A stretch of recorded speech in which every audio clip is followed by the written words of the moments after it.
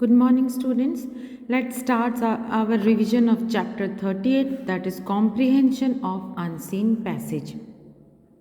So, what is unseen passage? Unseen passage which are not present in our book. वो वैसे passage होते हैं जो हमारे बुक में नहीं है, अनसीन है, जो दिखे हुए नहीं है. Now, in this unseen passage we have to answer the question with reference to the passage. हमें जो आंसर देना होता है वो उस पैसेज के रेफरेंस में देना होता है.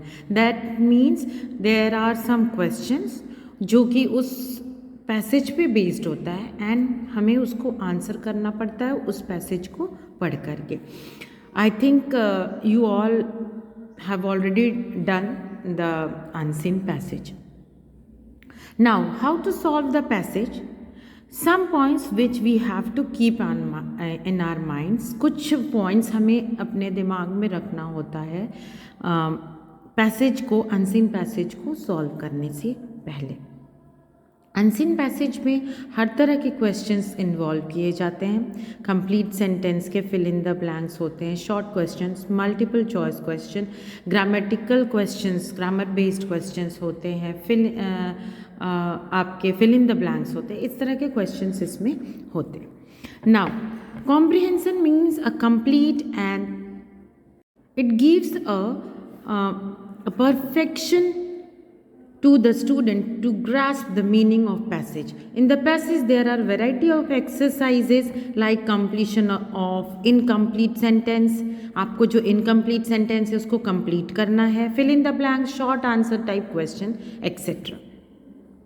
Keep the following points in mind while attempting question on comprehension. जब भी comprehension question attempt करें तो इनको हमको ध्यान में रखना है.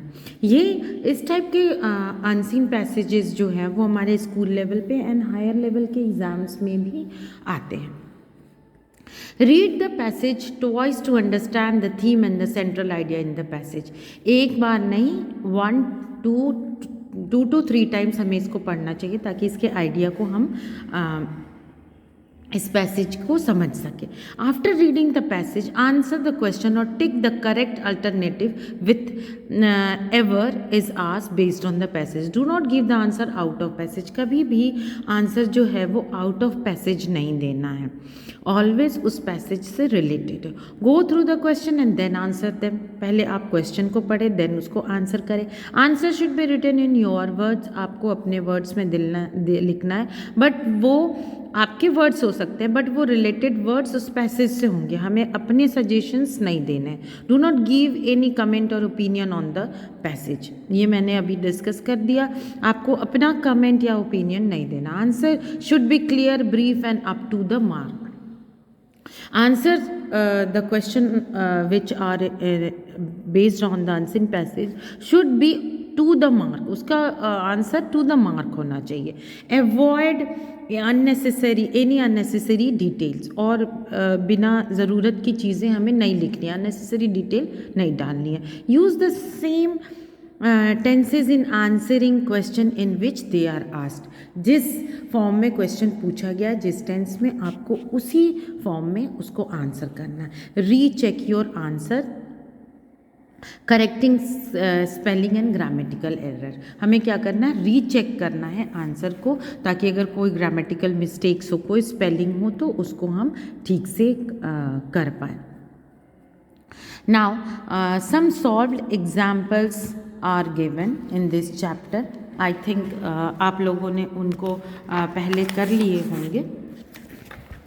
इन first example multiple choice questions are given only. इसमें आपको मल्टीपल चॉइस क्वेश्चन दिए गए हैं, 4 ऑप्शंस हैं. First you have to read the unseen passage. इसमें एक रूल और भी है, जो भी आपको इम्पॉर्टेंट चीज़ें लगती हैं while reading the passage. First underline दो सेंटेंसेस. आपको अंडरलाइन कर लेना चाहिए या मार्क कर लेना चाहिए, ताकि जब आप आंसर देने जाओ तो वो आपको ईजिली दिख जाए, जिससे आपका टाइम कम कंज्यूम हो. क्योंकि कॉम्पिटिटिव एग्ज़ाम्स में आपको time is very important for you. So here the multiple choice questions are there. In second work to do also multiple choice questions ही दिए हुए हैं.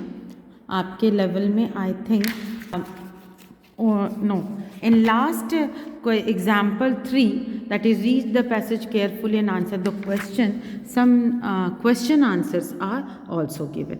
कहने का मतलब ये है कि हर तरह के क्वेश्चन पूछे जाते हैं। एक ही अनसीन पैसेज से आपको शॉर्ट आंसर टाइप, 1 सेंटेंसेस के question, 1 word question, fill in the blanks, हर तरह के क्वेश्चंस हो सकते हैं। तो इस तरह से you can prepare and solve these type of unseen passages. Thank you.